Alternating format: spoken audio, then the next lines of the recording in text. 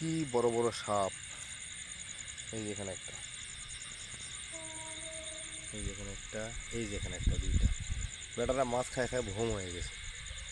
কি চেহারা মাইরি, হ্যাঁ জোড়া। এই যে দুটা সাপ নামে যাচ্ছে বাড়িতে। এই পুকুরটাতে আমরা একক গুলশা মাছ দিয়েছি। ভদ্রলোক শুয়ে আছে এখানে। এই যে আরেক ভদ্রলোক পাড়ের উপরে শুয়ে আছে, দেখেন। এটা খাওয়া দাওয়া করে এসে নিদ্রায় গেছে, দেখেন। এই যে, এই যে চোখে লাইট মারতে হবে, সামনে কিছু দেখতে পারবে না, তাছাড়া কামড় দেওয়ার মধ্যে ফোনা তুলবে। এই দেখেন কি বড়। এটা অবশ্য ছোট। আমরা এই পুকুরটাতে এককভাবে গুলশা মাছ দিয়েছি।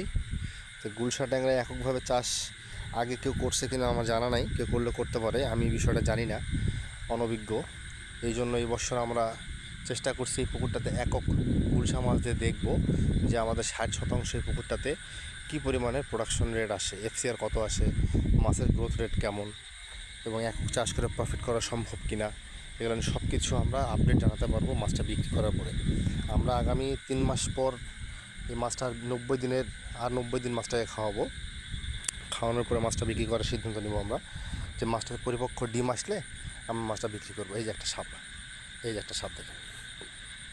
যে পুকুরে গুলশা থাকবে সেখানে প্রচুর পরিমাণে সর্প মানে সাপ থাকবে, এটা স্বাভাবিক। কারণ সাপের খুব পছন্দের একটা মাছ হচ্ছে গুলশা মাছ, যার কাটা কম। পুকুরে প্রচুর প্লাঙ্কটন জমছে, যেহেতু আমরা এখানে কোনো সাদা মাছ দিইনি, তবে হয়তো কিছু সিলভার কার্ভ অথবা কাতল মাছ কয়েকটা হলেও দিতে হবে।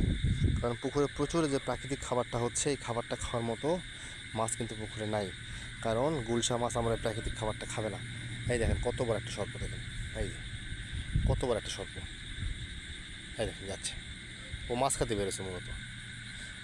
পাখি আটকানোর জন্য হয়তো আমরা উপরে নেট দিয়েছি, যে নেট দিয়েছি দেখতে পাচ্ছেন, কিন্তু সাপ আটকানোর জন্য কী দেবো? কারো যদি কিছু জানা থাকে আমাদেরকে একটু পরামর্শ দিবেন। এটা আমরা জানি না যে সাপ আটকানোর জন্য আমাদেরকে কী ব্যবহার করতে হবে পুকুরে। আমরা সাপ আমাদের প্রচুর পরিমাণে মাছ খাই, যদিও প্রাকৃতিক, সাপটাও প্রাকৃতিক বিষয়, প্রাকৃতিক জীব, ওরা তো খাবার লাগবে। তো সাপ পাখি খাওয়ার পর পাখিটাকে মোটামুটি আমরা কন্ট্রোলে নিতে পারছি নেট দিয়ে। আমাদের পুরো পুকুরটা উপরে নেট করা আছে, নেট করা আছে। তো সাপটা আমরা আটকাতে পারতেছি না কোনোভাবেই। আমরা দেখতে পেরেছি যে পুকুরে আমাদের প্লাঙ্কটন কেমন হয়েছে। তো প্রচুর প্লাঙ্কটন দেখা যাচ্ছে, এটা হচ্ছে ফাইটোপ্লাঙ্কটন। আর একটা বিষয়, আর একটা জীব, সেটা হচ্ছে ব্যাঙ। সাপ, ব্যাঙ, মাছ, এগুলো নিয়ে আমাদের জীবন চলে প্রতিনিয়ত। এই যে লাফ দিচ্ছে, ব্যাঙ দৌড়, ব্যাঙের লাফ, এই যে লাফ দিয়ে চলে গেল এদিকে। এই যে দেখেন প্রচুর প্লাঙ্কটন জমা হয়ে গেছে পুকুরের পাড়ে এক সাইডে। আবার কোনো ওই সাইড নাই, যে দক্ষিণা বাতাস হচ্ছে, সকল প্লাঙ্কটন আসে উত্তর দিকে জমা হচ্ছে, দক্ষিণ দিক থেকে বাতাস এসে। দক্ষিণ দিকে পানি আবার ক্লিন, চলেন দেখাচ্ছি, দক্ষিণ দিকে পানি না। এই যে আমরা পুকুরের পাড় দিয়ে কিছু ঢেঁড়সের গাছ লাগাইছি, আর এই পাশটা ফাঁকা রাখছি পেঁপে লাগাবো, রেড লেডি পেঁপে। পেঁপের বীজ আনে আমরা চারা তৈরি করে নিচ্ছি। মোটামুটি 30-35 দিন চারা বয়স হয়ে গেছে, আর আশা করি 10-12 দিনের মধ্যে আমরা চারাগুলো লাগাই দেবো।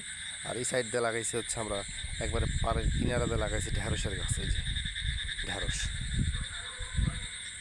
এই দেখেন আরেকটা সর্প, দেখেন এই যে আরেকটা সর্প।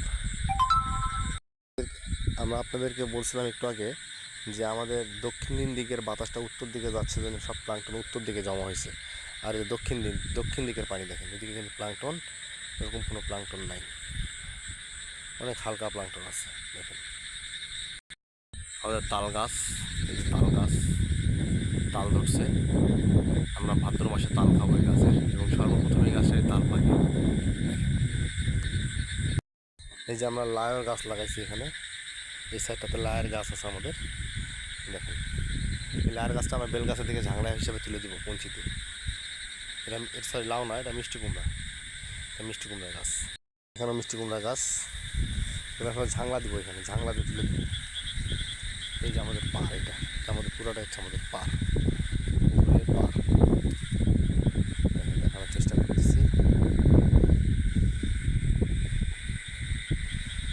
সাথে আমরা পুকুরটাও দেখতেছি। রাতে কিন্তু পুকুর কথা বলে, রাতে পুকুর কথা বলে। পুকুরের মুভমেন্ট রাত্রে বুঝতে পারবেন, এই রাত 9টা 10টা 11টার দিকে আসলে পুকুরে বুঝতে পারবেন যে পুকুর কি বলতেছে, মাছগুলোর কি অক্সিজেন সমস্যা হচ্ছে কিনা। তো উপরওয়ালা সৃষ্টিকর্তার অশেষ রহমতে এখন পর্যন্ত ওরকম কোনো লক্ষণ উপলব্ধি করতে পারিনি। তবে আমাদের এখানে কিছু গাছ হয়েছে, যা আমি পাটটাতে খুব কম আসি, দেখা হয়নি। এই কর্মীলতার এই গাছগুলো কেটে ফেলতে হবে। আমি চাচাকে বলে দেবো, আমার যে সিকিউরিটি লোক আছে এখানে পুকুরে, তারা এই গাছগুলো অপসারণ করে ফেলবে। এটা পুকুরের জন্য খুবই খারাপ। এই দেখেন এখানে যে হাঁস সাপে যায় চুপ করে ফাঁদ পাতে বসে থাকে মাছ ধরার জন্য। এই দেখেন সাপ, এই যে সাপ, এখানে একটা সাপ আছে, এই দেখেন। আমি দেখাতে পাচ্ছি কিনা আপনাদেরকে জানাবেন আমাকে কমেন্টে। এই যে একটা সাপ,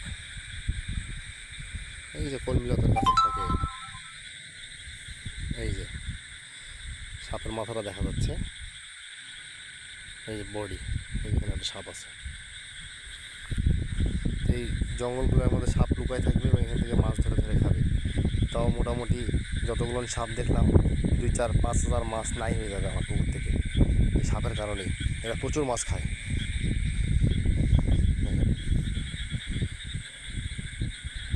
পুরা পুকুরের উপরে নেট করা, যত দূর দিয়ে যাবেন নেট নেট দেখতে পাবেন। এই যে নেট, দিনের আলো তারা ভালো দেখতে পারতেন, দিনে তো আমি এই পরিবেশটা বুঝতে পারবো না, এই পরিবেশ আমাকে বুঝতে হবে। দিনের পরিবেশ একরকম, রাতের পরিবেশ একরকম মাছ চাষের ক্ষেত্রে। দেখেন, আমার কাছে মনে হয় ক্যাটফিশের জন্য একটা উপযুক্ত পুকুর আমার এই পুকুরটা, কারণ এই পুকুরটা 3 দিকে আমার প্যারাসাইট করা আছে।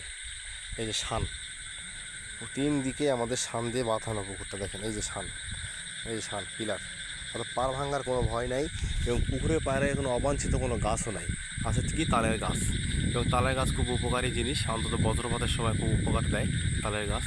এবং প্রত্যেকটা পুকুরে তালের গাছ থাকা জরুরি, এতে করে সেফটি বাড়ে। দেখেন এই যে পাশে বিস্তীর্ণ মাঠ, এই যে মানুষজন ধান টান কেটে কেটে রাখতে পারে ওই সাইডে। এই দেখেন আমার পুরা এই যে এই সাইডের পানিটা দেখেন, দেখছেন, দেখে মনে হচ্ছে পুরোটা ঘোলা পানি। আমি ক্যামেরায় সবুজ দেখতেছি, কিন্তু আমি বাস্তবিকভাবে লাইট মারি পুকুরের পানিটা পুরোটা ঘোলা মনে হচ্ছে। অর্থাৎ এদিকে কোনো ট্যাম্পার নেই, প্লাঙ্কটন নেই। প্লাঙ্কটন দক্ষিণ দিকের বাতাসে উত্তর দিকে চলে গেছে, এটা উত্তর দিক। যেদিকে লাইটের আলো ধরে আসি এটা পুরোটাই হচ্ছে, এই লাইটের আলোটা হচ্ছে উত্তর দিক, আমার লাইটের বিপরীতে আলোর বিপরীত হচ্ছে দক্ষিণ দিক। দেখেন দেখানোর চেষ্টা করতেছি যে এগুলো হচ্ছে ডাবের গাছ, এটা তালের গাছ, এটা ডাবের গাছ। তো ভাইয়েরা আজকে এই পর্যন্তই। এই মাছটা ওঠা পর্যন্ত আমরা হিসাব দিতে পারবো একক গুলশা চাষ লাভজনক না অলাভজনক। এই পর্যন্ত আমাদের একটু সময় দিবেন, আমরা প্র্যাকটিক্যালি এটা করার চেষ্টা করতেছি এবং করে আমরা সবাইকে জানাবো বিষয়টা। ধন্যবাদ সকলকে, ভালো থাকবেন।